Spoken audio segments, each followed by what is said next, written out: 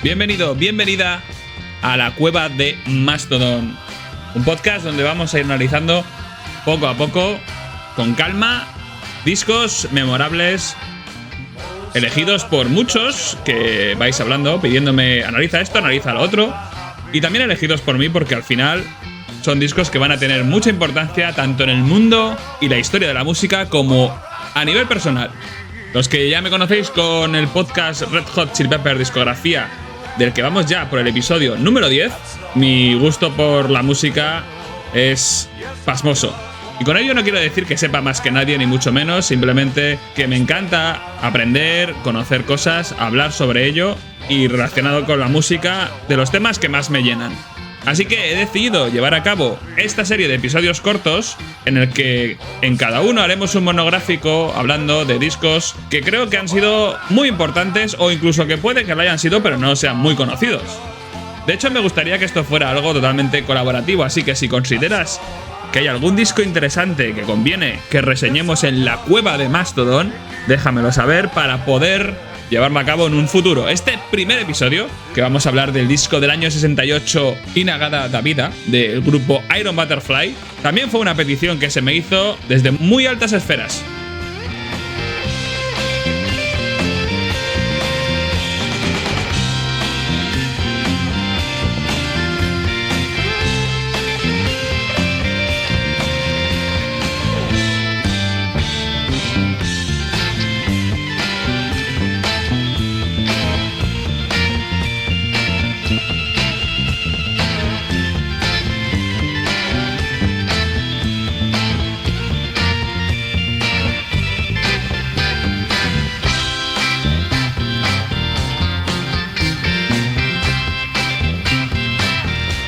Quizá muchos de vosotros, los nacidos entre los 80 y 90, no conozcáis la historia de Iron Butterfly y de su memorable disco del año 68, In-A-Gadda Da Vida, pero no pasa nada, porque para eso estamos aquí, en la cueva de Mastodon, así que siéntate, ponte cómodo, arrímate al fuego, coge un par de ramitas, hazte una zona confortable y disponte a aprender cositas sobre esta obra maestra de finales de los años 60. Y para ello llevamos un tiempo disfrutando de esta primera canción del disco Most Anything You Want.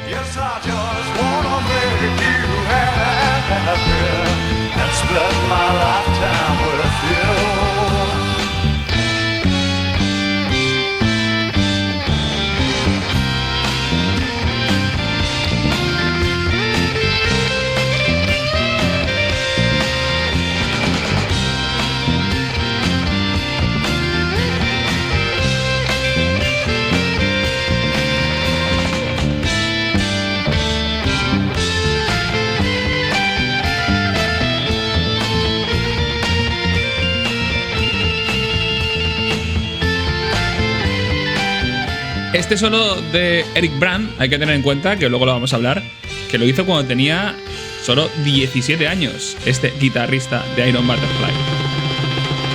Y encadenamos con la segunda canción del disco, Flowers and Beats.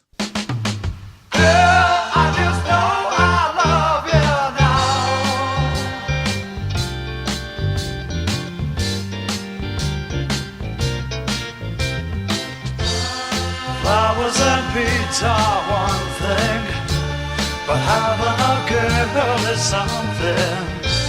That's if you've got a girl who loves you and thinks the whole wide world of you. Bueno, Iron Butterfly fue un grupo de rock psicodélico cuando el rock psicodélico estaba empezando a pegarlo fuerte.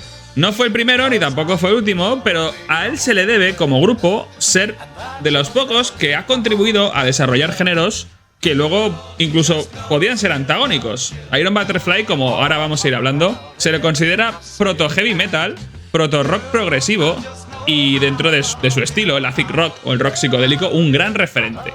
Es un grupo que duró muy poco, su año de actividad, del año 68 al 75, pero que nos dejó uno de los discos más importantes de la historia, que es este In-A-Gadda Da Vida.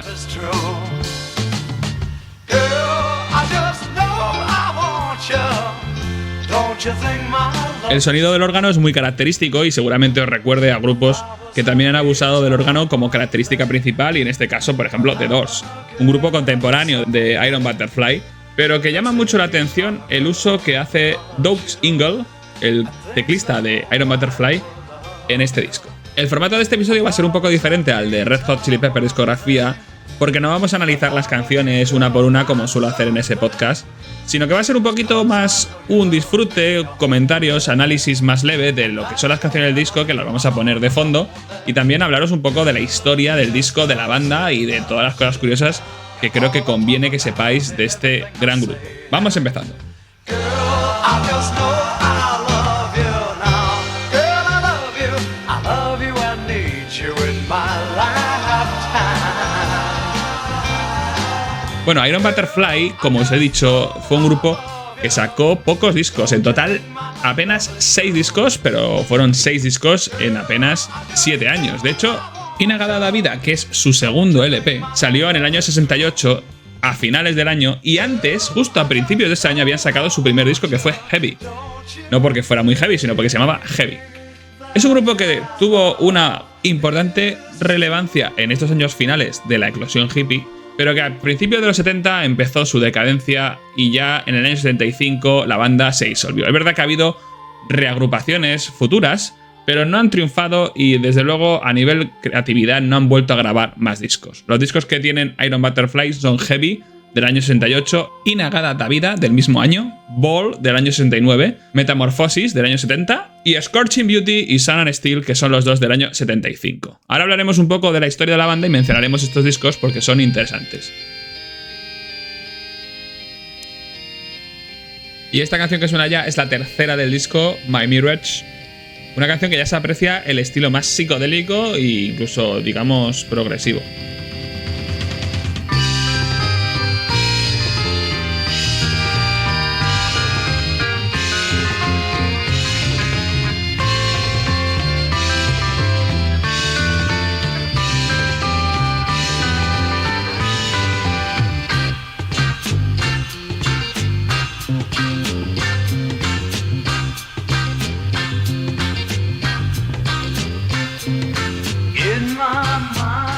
En la primera parte conviene destacar la figura de Doug Ingle, que es el teclista y en parte vocalista de la banda, con el poderoso sonido de su órgano, que ya, aunque no anticipa, porque como hemos dicho The Doors ya estaba funcionando por la época en la que empezaron a ser famosos, digamos que su sonido es muy influyente y que va a resonarnos luego en este tipo de música. Doug Ingle es posiblemente el líder carismático del grupo porque es el que ha estado más o menos representando la banda en todas sus formaciones, salvo a partir del año 75 que la banda retomó una alineación diferente con Eric Brown en la guitarra, que fue la alineación que terminó la banda en el año 75. Como digo, Iron Butterfly han sido catalogados de acid rock. No olvidemos que su mejor época fue tras el verano del amor en el año 67 y antes de los asesinatos de la familia Manson del año 69, lo cual cerró definitivamente el sueño hippie. Pero también han sido enmarcados dentro del hard rock, porque su sonido era parecido también a lo que Deep Purple estaba ya empezando a crear, a su rudeza con las guitarras. Al menos en este segundo álbum se empieza a notar y luego ya desarrollaron un poquito ese estilo más hard rockero en los siguientes discos. Además, en esta época surge el gran afán de hacer solos de batería muy largos, de los cuales Iron Butterfly fueron pioneros con ese solo de 4 minutos de Ron Bushy, del cual también vamos a hablar. Antes que nada, antecedentes importantes de Iron Butterfly, como ya hemos dicho, enmarcados dentro de lo que es el rock psicodélico, ese rock que empezó a surgir mediante la contracultura hippie y el uso de drogas para experimentar y para crear música, y cuyos principales exponentes que podemos recalcar, pero no los únicos, serían The Beatles, con ese primer acercamiento a la psicodelia a partir del Sgt. Pepper's and Lonely Hearts Club Band, o Beach Boys, que también hicieron lo suyo con Pet Sounds, que fueron como los inauguradores de esta etapa en la que la música pop se iba metiendo un poco en el tema psicodélico de las drogas y de la experimentación. Además, los Beatles introdujeron el uso de música hindú con el sitar de George Harrison, y eso hizo que la música tomara un matiz mucho más ambiental, y esto fue lo que propició que muchas bandas de los 60, a finales sobre todo, introdujeran ese estilo de música que todavía a día de hoy sigue gustando y sigue funcionando. Hay muchísimos grupos actuales dentro de ese estilo que todavía lo siguen dando lo más que pueden. Destacar, por ejemplo, los holandeses Moon, a los que vi en directo hace poco y me fliparon, con ese estilo un poco a lo Pink Floyd primerizos y a este rock psicodélico. Pues Iron Butterfly surge de todo ese momento en el que está el sueño hippie en boga, y vamos a hablar un poquito de la historia de la banda, principalmente centrándonos en esta etapa previa a la grabación de In-A-Gadda-Da-Vida, que es el disco que nos ocupa en este primer episodio de La Cueva de Mastodon.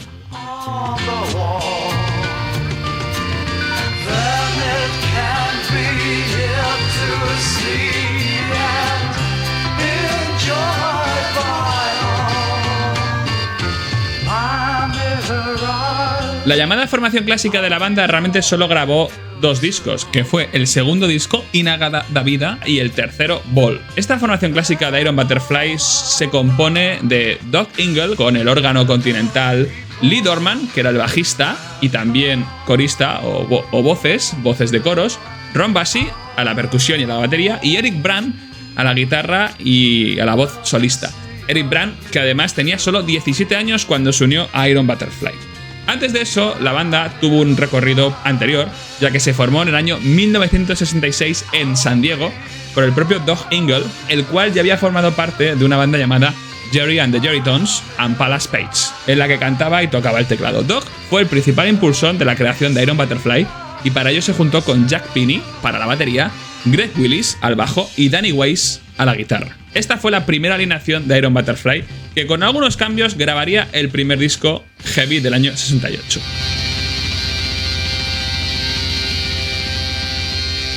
Poco después de este primer encuentro en el año 66, se les unió un vocalista principal que además tocaba la pandereta y que fue Daryl Deloach, el cual además ofrecía el garaje de la familia para poder actuar en el local de ensayo. Por contextualizar, San Diego, la ciudad donde nació Iron Butterfly, forma parte del estado de California, y en el año 67, en San Francisco, muy cerquita, se llevó a cabo el famoso Festival del Verano del Amor, lo cual sin duda, aparte de alimentar el sueño hippie por todo el país, debió influir muchísimo en Iron Butterfly, por la cercanía y afinidad musical que tenían con este movimiento.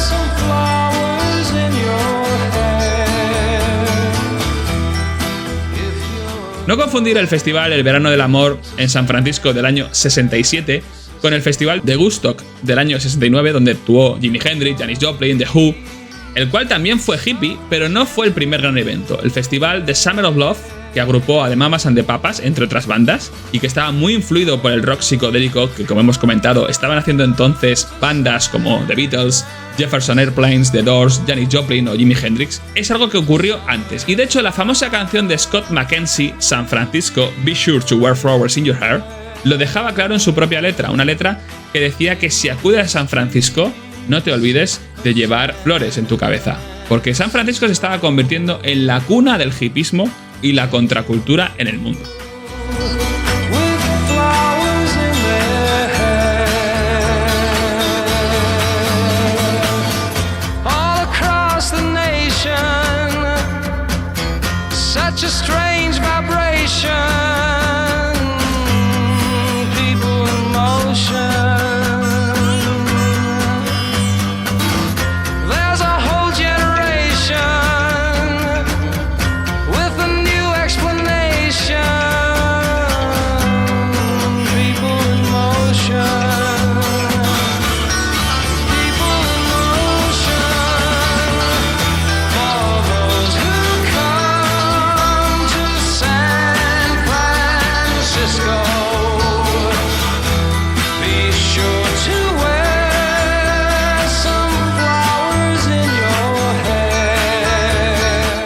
Todo un himno del movimiento hippie.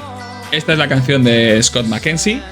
Y Iron Butterfly, que ya estaban funcionando por entonces y que recogería toda esa influencia de la contracultura y de la música psicodélica o acid rock, por esa época habían fichado ya por Atlantic Records, la discografía de artistas como Ray Charles, especializada en soul y jazz, que sin duda, viendo lo que estaba surgiendo con el movimiento hippie, querían su trozo de pastel, y para eso empezaron a fichar a algunos artistas de la escena. En el año 66 ya habían reemplazado los Iron Butterfly a 2 miembros fundadores. Willis delegó su bajo a Jerry the Bear Penrod y Jack Pinney, que también lo dejó de una forma temporal. Hubo un reemplazo y luego finalmente el batería fue Ron Busey, que provenía de la banda Boxmen. La banda, además, en esta época se había ya mudado a Los Ángeles para intentar cumplir su sueño de estrellato y tocaban en clubs emblemáticos como el Galaxy o el Whiskey a Go Go. Los que me seguís en los especiales de Red Hot Chili Peppers sabéis que aquí es donde también tocaron los propios Red Hot Chili Peppers en los años 80. Pero esta formación de Iron Butterfly con la que iban a grabar su primer disco para Atlantic Records no era aún la formación clásica. Como digo, en el año 67 habían fichado para Atlantic Records para grabar su primer disco que llamaron Heavy.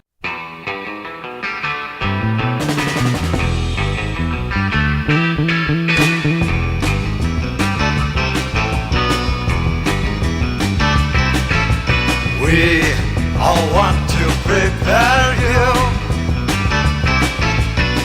Como prueba del sonido de esta primera formación de Iron Butterfly y de este primer disco Heavy, os dejo este temazo, Unconscious Power.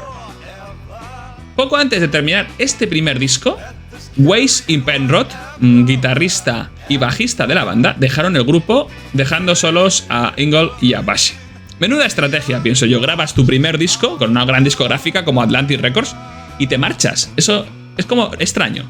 Estuve un poco investigando a ver qué había pasado y resulta, bueno, el disco fue grabado, este primer disco, en octubre del año 67 y fue sacado al público en enero del 68. Al parecer el primero en marcharse fue Weiss, que era el guitarrista. Le debió dar algo y decidió abandonar la banda justo antes de empezar a sacar el primer disco. Con lo cual Ingle y Busey intentaron encontrar un nuevo guitarrista que se encargará de hacer principalmente las actuaciones en directo, porque aún no estaban pensando en grabar un segundo disco. Iban a sacar el primero y lo tenían que promocionar. Se rumorea que el propio Jeff Beck, que entonces a lo mejor estaba en un proceso de separación o de unión con los Yardbirds, el grupo que también les unió junto con Jimmy Page, podía haber estado interesado en reemplazar a Weiss a la guitarra en Iron Butterfly. De la misma forma que Michael Monarch, que luego formaría parte de Steppenwolf, o el propio Neil Young, que también podría haber estado interesado en ser el suplente de Weiss como nuevo guitarrista de Iron Butterfly.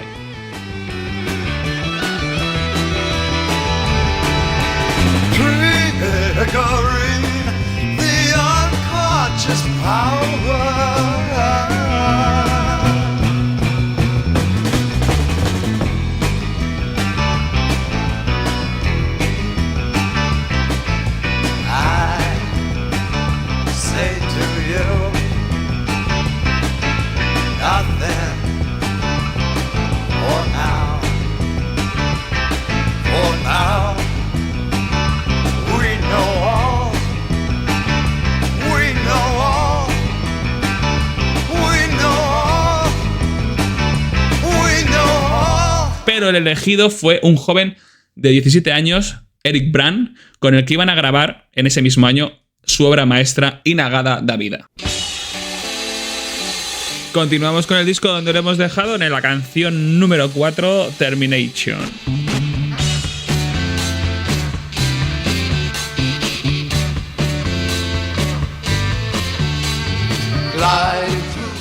Al entrar Eric Brann en la banda, eso supuso que los miembros que entonces estaban, en este caso DeLoach y Penrod, vocalista y bajista, por algún motivo no aguantaban que la juventud de Eric Brann supusiera tantos tiempos muertos para que se aprendiera el repertorio del grupo. Tuvieron cero paciencia con él, les irritaba mucho su juventud, su estilo musical y que fuera un poco lento aprendiéndose las canciones, y también decidieron marcharse de la banda. Es decir, la banda que había grabado este primer disco, Heavy, ya no existía.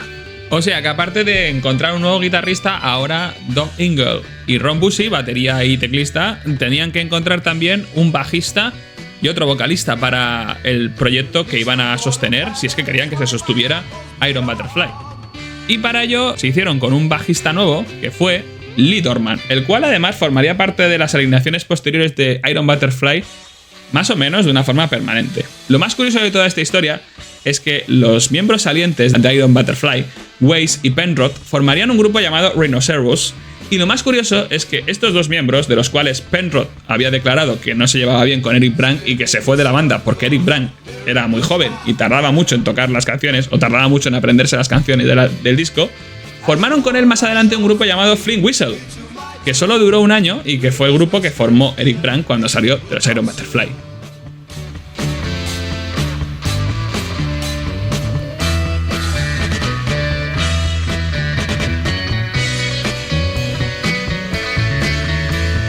This is termination, the outcome of your life.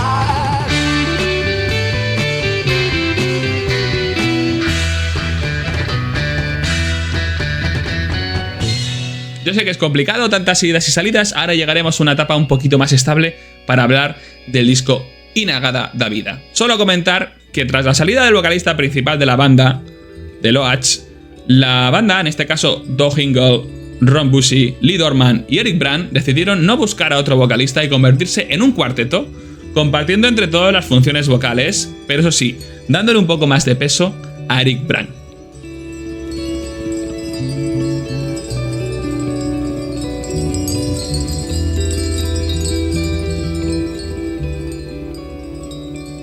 Esta canción, Termination, es la única canción del disco que está acreditada a Eric Brandt y a Lee Dorman, esas nuevas incorporaciones para In-A-Gadda Da Vida. Todas las demás canciones del disco, las que hemos escuchado hasta ahora y las que quedan, están escritas, compuestas por Doug Ingle.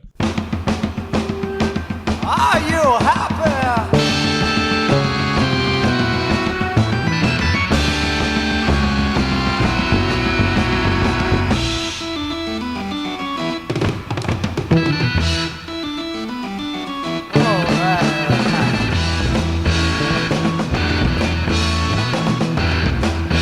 En esta canción, Are You Happy, la quinta del disco, con la que se terminaba la cara A, podéis percibir cómo Iron Butterfly ha sido catalogado y de forma acertada como un grupo hard rockero, porque lo que suena aquí es muy parecido a lo que entonces o incluso más adelante acabarían haciendo Deep Purple, fundando el hard rock en toda regla.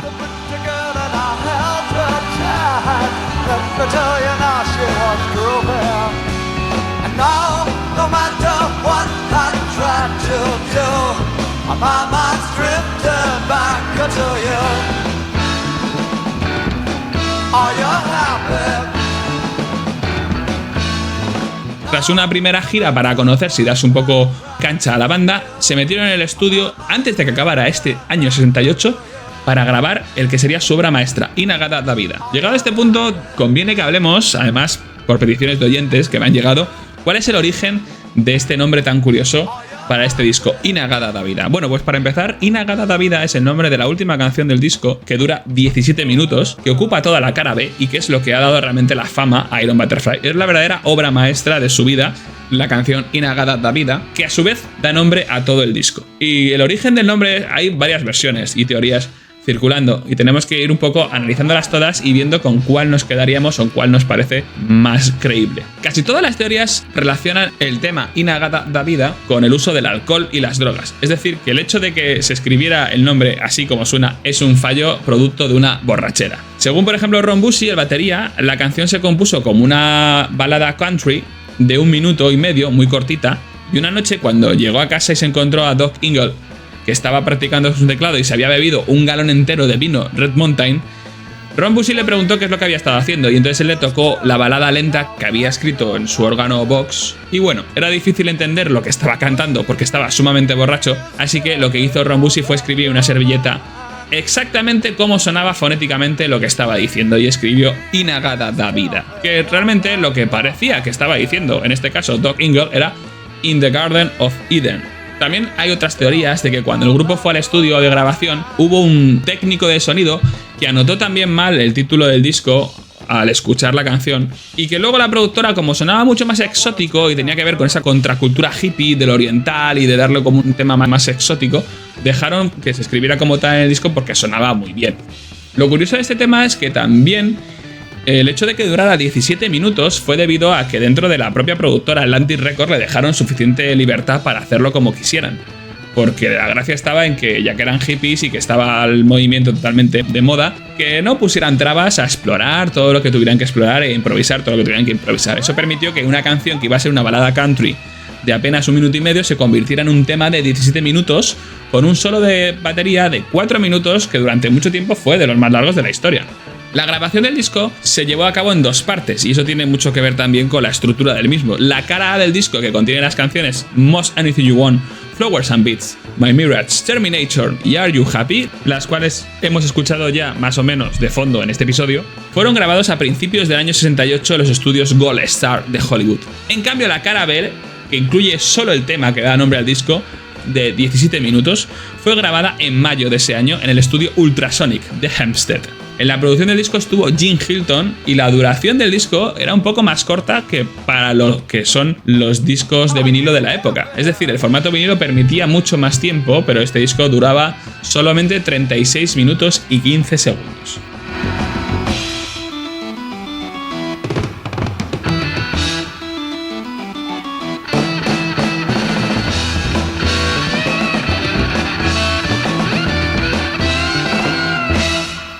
También se cuenta que el hecho de que In-A-Gadda-Da-Vida llegara a los niveles de improvisación y de libertad creativa que supuso se debía a que el propio productor Jim Hilton se quedó atascado de camino al estudio y no pudo llegar a tiempo a la grabación, por lo que los integrantes del grupo, mientras la estaban realizando sin él presente, tuvieron más libertad porque en ese caso el ingeniero de sonido Don Casale les dejó hacer un poco lo que ellos querían y tuvo la precaución de grabar esa prueba, porque realmente estaban grabando una demo hasta que llegara Jim Hilton, pero cuando llegó Jim Hilton la demo quedó tan bien que no hubo necesidad de repetirla. La canción que conocemos a día de hoy de In-A-Gadda-Da-Vida se grabó en una sola toma.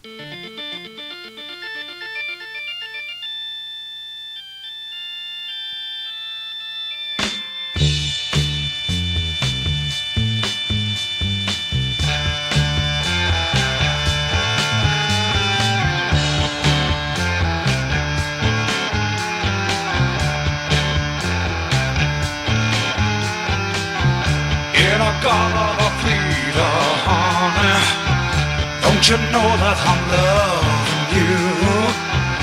In a Gadda-Da-Vida, baby. Don't you know that I'll always be true?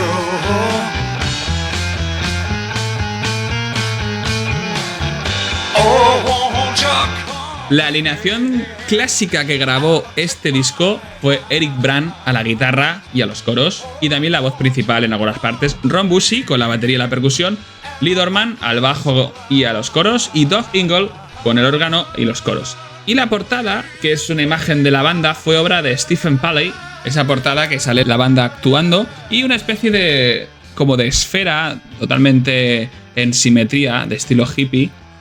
Y luego por detrás tenemos una especie de, en la cubierta de la parte de atrás, una explicación un poco de los miembros de la banda y cosas que cuentan, al menos la edición española, que es la que yo tengo, y te cuenta un poquito ideas como por ejemplo Iron Butterfly. ¿Qué quiere decir eso de mezclar como un oxímoron iron de hierro, algo pesado, potente, sólido, con Butterfly, que supuestamente es algo ligero, atractivo, versátil? Por la parte de atrás te venía como un pequeño resumen de la historia de los miembros de la banda. Por ejemplo, Eric Brand dejaban claro que tenía 17 años y que era el más joven del grupo y uno de los más dotados guitarristas de punto del país. Ahí mismo en el libreto comentaban que era concertista de violín con solo 7 años, que estudió teatro y que poco antes de unirse al grupo, su talento de actor le había conseguido un papel principal en una obra de teatro local. La banda era de San Diego, pero Eric Brand había nacido en Boston, Massachusetts.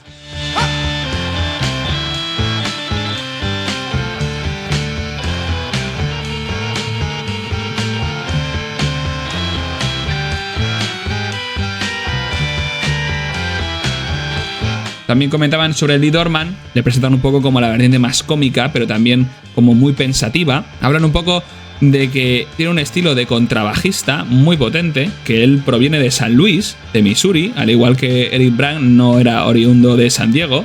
Ron Bushy, uno de los nómadas, como viene aquí, de Butterfly, que se aficionó a la batería desde muy pequeño y que ha sido un poco autodidacta y que además ha formado baterías de forma casera él solo, con unos palillos, y que bueno, era el principal reclamo de este disco por su solo de batería.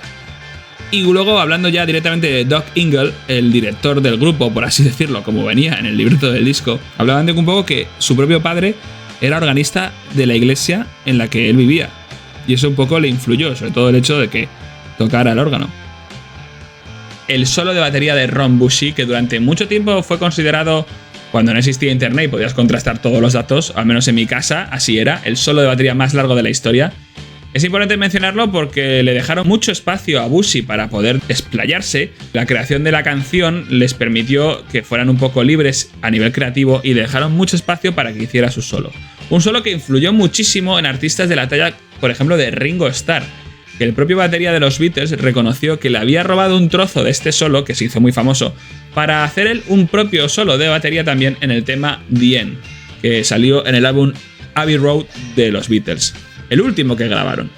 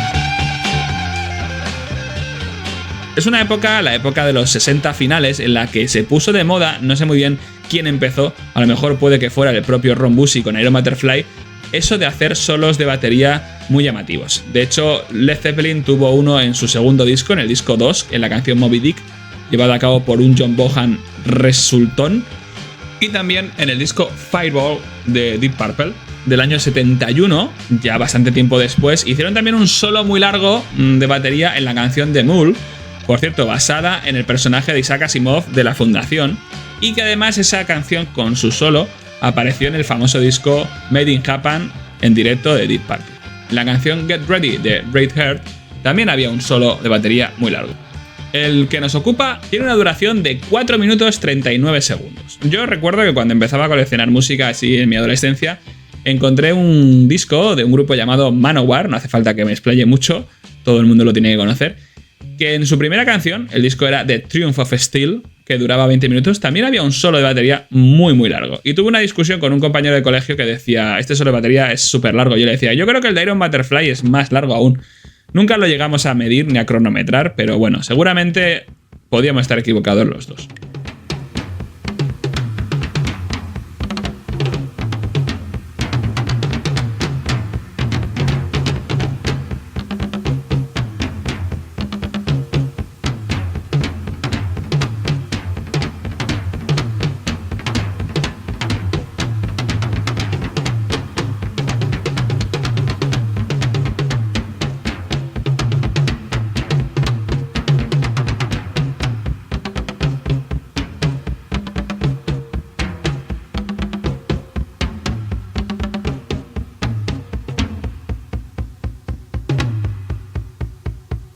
Acabo de darme cuenta que en el disco de Pink Floyd del año 67, The Piper at the Gates of Dawn, el primer disco que grabaron de un enfoque mucho más psicodélico, con Syd Barrett, la primera canción, Astronomy Dominate, también tenía un solo de batería. Un solo de batería mucho más corto, pero un solo de batería, de nuestro amigo Nick Mason.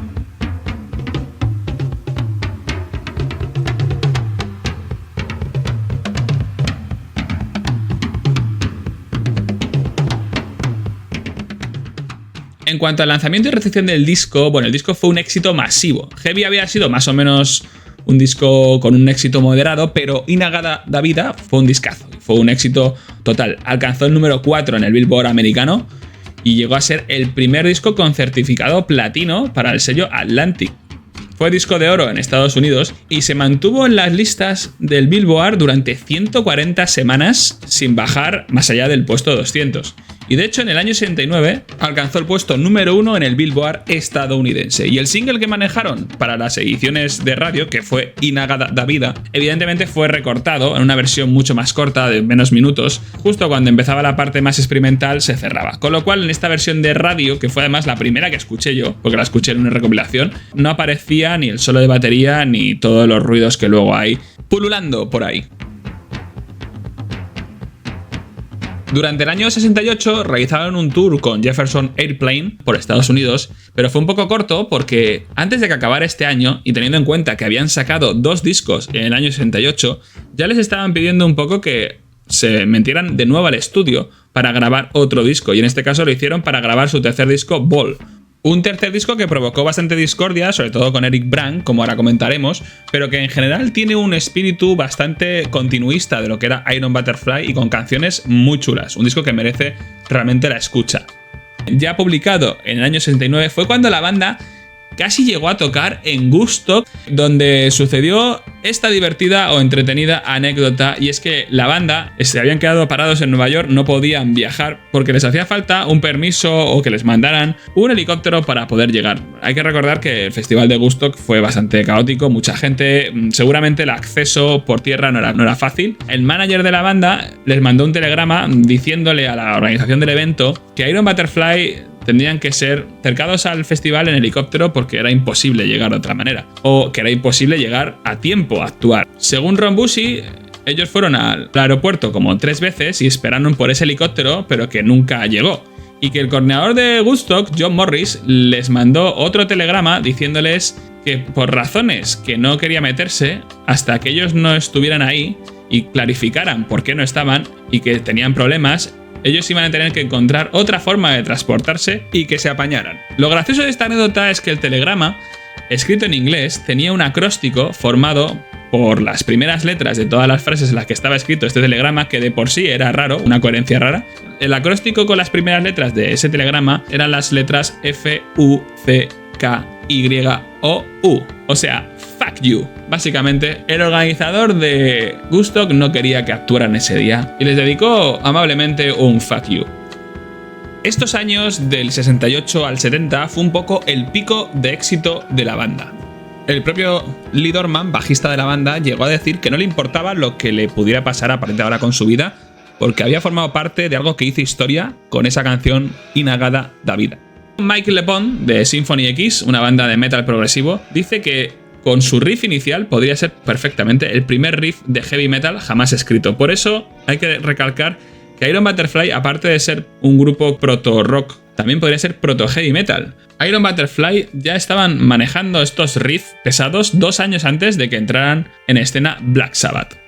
En cuanto al legado de Iron Butterfly y sobre todo de Inagada da Vida, lo tenemos en un episodio de Los Simpson clasiquísimo, y porque al final esta canción a día de hoy simboliza algo muy largo y algo que es inacabable. ¡Himnos! Recientitos y sin intermediarios, del cerebro de Dios a su boca. Pongámonos en pie para entonar nuestro himno de entrada. En el jardín del Edén de Iron Butterfly.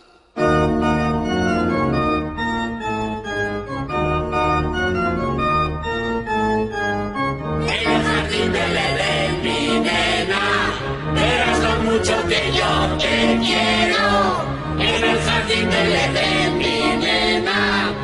En este episodio de Los Simpson, Bart básicamente acude a la iglesia y hace una travesura para cambiar los himnos de la iglesia que suelen tocar y cantar para darse un poco la bendición, esas cosas que hacen en las iglesias, y los intercambia por la partitura de Inagada da Vida, con lo cual la organista de la iglesia y todo el coro formado por los vecinos de Springfield acaban cantando Inagada da Vida durante 17 minutos, y al final de esos 17 minutos la teclista, que es una señora mayor, perece de cansancio. Esperen un momento, esto suena a rock and roll. Los guiones de Los Simpsons reflejan un poco esa cultura popular y eso que conoce la gente. Igual a lo mejor en algunos contextos no es tan conocido a día de hoy, pero en su momento, en este caso, Iron Butterfly con Inagada da Vida, lo que acababan simbolizando Los Simpsons era una canción larga, cuando realmente es una canción que hemos visto ejemplos de canciones mucho más largas a lo largo de la historia de la música. Con respecto a lo del heavy metal, considerar Iron Butterfly una banda que puede ser precursora del heavy metal, Creo que es muy acertado decirlo, pero también es de justicia decir que antes que llegara Black Sabbath con su primer disco en el año 70, ya había una banda que se está recuperando un poco la influencia que pudo tener en el desarrollo de este género, que fue Blue Cheer, que en el año 68, de hecho en enero, cuando Iron Butterfly estaban sacando Heavy, ellos estaban sacando su primer disco, Vincebut Ereptum, que si lo escucháis podréis ver cómo ya el blues aquí está degenerando en unos riffs mucho más pesados, que sería básicamente lo que luego popularizaría Black Sabbath. Y vamos con lo que pasó después de grabar In-A-Gadda Da Vida. Pues aparte de grabar el disco Ball, que tuvo un enfoque un poquito más melódico, y eso hizo que Eric Brand, el guitarrista de la banda, no estuviera a gusto, y poco antes de la actuación de Woodstock ya estaba pensando en abandonar la banda. Este disco, el disco Ball, el tercero que sacaron, entró directamente al número 3 de Billboard en Estados Unidos. Fue producido de nuevo por Jim Hinton y el sonido, como ya digo, deriva un poco más a lo melódico y también a unos riffs un poquito más heaviorros o más hard rockeros. Eric Brand estaba disgustado por este matiz hard rockero. Dejó la banda el 13 de diciembre de 1969, quizá porque quería permanecer fiel a un estilo o un sonido más espacial o más psicodélico, ¿no? No olvidemos que Iron Butterfly también tenía mucho estilo a lo Pink Floyd en esos primeros años. Tras la marcha de Eric Brand, le reemplazó Larry Reinhardt, que venía de Allman Brothers, y claro, ahí ya el sonido bluesero hard rockero fue todavía más claro. También cogieron a otro guitarrista, Mike Pinera, y con esta alineación grabaron su cuarto disco, que fue Metamorphosis. Un cuarto disco que se nota muchísimo la ausencia del teclado psicodélico de Doug Ingle. Es un disco que a mí me gusta, me recuerda un poco a unos Deep Purple cuando ya Ritchie Blackmore había dejado la banda, un sonido un poquito más cercano a la melodía hard rockera. Pero claro, lo que era notorio es que el órgano de Doug Ingle estaba totalmente anulado o fuera de toma. Además, el sonido de las voces había cambiado mucho tras la incorporación de estos nuevos miembros. Incluso en algunas canciones a mí me recuerdan a una especie de Tom Jones en el rango vocal. Un disco que además sería el último también en el que participaría el teclista Doug Ingle, porque él consideraba que el hard rock no era lo suyo y que él quería, bueno, además también estaba cansado de las giras, abrumado por todo lo que es el mundo de la música, básicamente quería dejarlo. Lo curioso de Metamorphosis, el disco cuarto de Iron Butterfly y el último con Doug Ingle, es que hicieron una gira con Yes, los cuales no eran el grupo Yes de Close to the Edge, pero ya empezaban a despuntar en el rock sinfónico progresivo.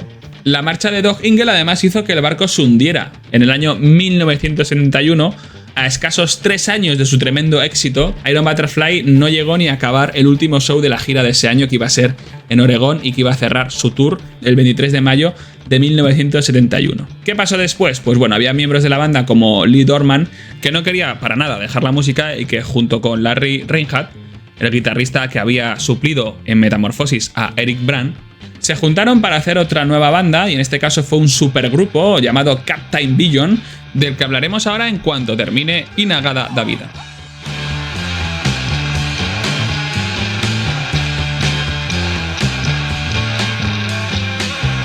In-A-Gadda Da Vida, honey, don't you know that I'm loving you?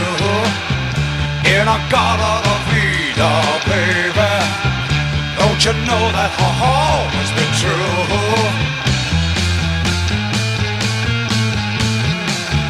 Oh, won't you come with me and take my hand? Oh, won't you come with me and we'll walk this line? Please take my hand.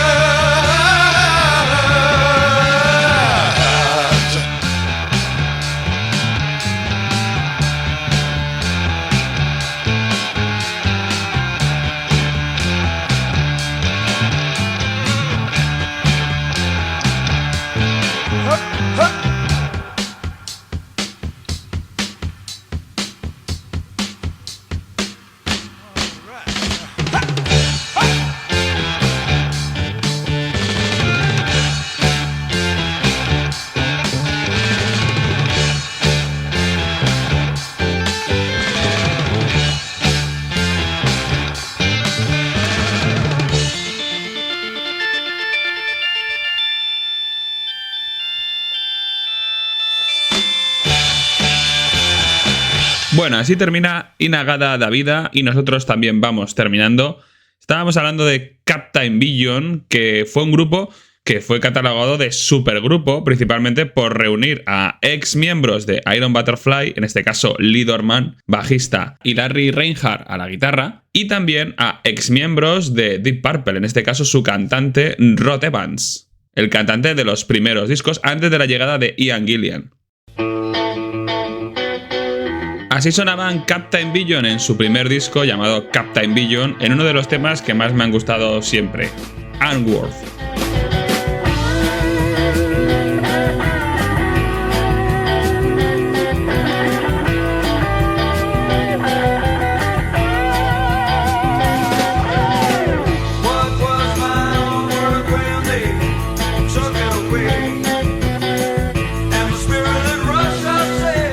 Captain Billion era un grupo con muchas canciones, no cuajó mucho, grabaron varios discos, más o menos con la misma formación y con Dorman y con Reinhardt a los mandos, pero el grupo no cuajó del todo. Y entonces hubo una reunificación de Iron Butterfly en el año 75, ya con Eric Brand de nuevo, el guitarrista 17añero, que ya decidía volver a la banda. Es curioso que volviera a la banda porque él había dejado la banda por el estilo hard rockero, y volvió con Lee Dorman a juntarse para grabar los dos últimos discos de Iron Butterfly, que son del año 75 los dos, Scorching Beauty y Sun and Steel, discos que pasaron sin pena ni gloria y que además han sido totalmente obviados en las recopilaciones posteriores que han hecho con las mejores canciones de la banda. Fue un fracaso comercial y eso hizo que la banda cerrara el chiringuito ya para siempre en el año 75. Luego hubo posteriores reuniones de Iron Butterfly y hubo incluso muchas giras y de hecho siempre han tenido un periodo de actividad más o menos interesante y han mantenido un poco el ánimo sacando recopilatorios, pero poco a poco todos los miembros originales o no fueron falleciendo hasta los dos últimos, Doc Ingle y Mike Pinera, los últimos miembros de la banda que murieron el mismo año en 2024.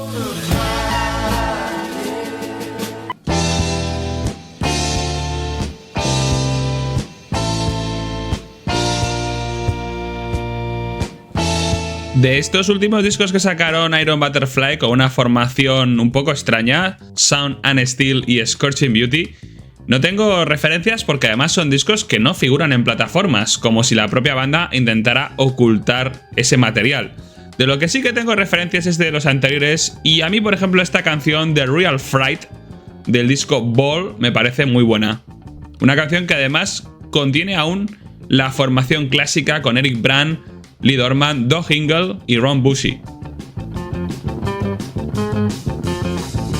Real proper story of a madden in darkness.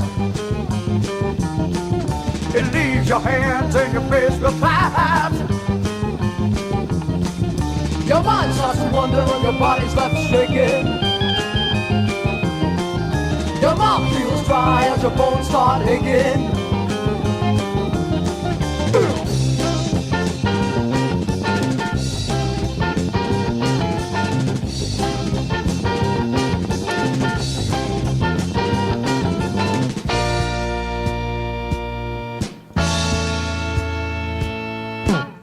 Inagada Davida es un disco también importante para mí y es importante haberlo elegido en primer lugar principalmente por peticiones de altas esferas, como ya dije, y también es que es uno de los discos que accedí a él gracias a la figura de mi padre, que desde muy pequeño me introdujo en varias bandas y las cuales han sido tanto Iron Butterfly como Jethro Tull o Dire Straits, grupos diferentes entre sí pero que al final no hubiera sido tan fácil llegar a ellos si no hubiera sido porque él estaba ahí.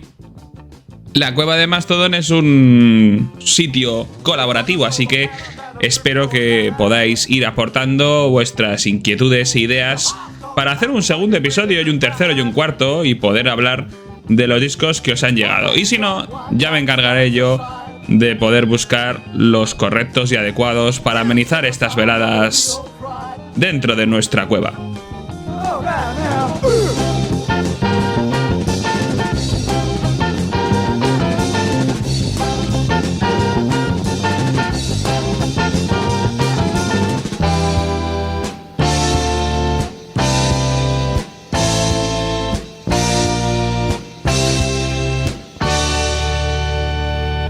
Me despido. Dadle muchísimo amor a este episodio y nos vemos dentro de muy poco en un nuevo episodio de La Cueva de Mastodon. Os dejo con uno de los temas del disco Metamorphosis, aquel que hizo que Doug Ingle abandonara definitivamente Iron Butterfly, que a mí personalmente me parece ideal para cerrar este primer episodio y disfrutar tranquilamente de un final digno.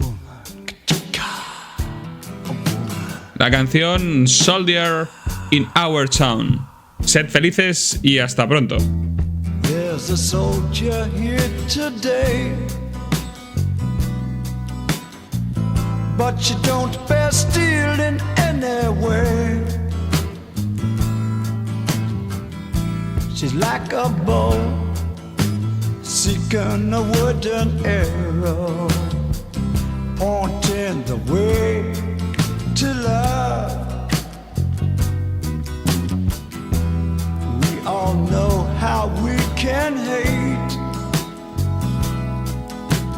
just as strong as we could ever love. We can love, we can love. God bless you, God, for sending man and woman, pointing the way to love. We gotta love a woman. We gotta love a woman. We gotta love a woman. We gotta.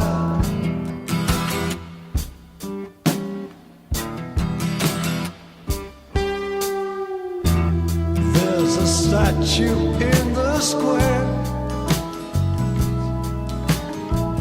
but the things they're hiding, it ain't fair.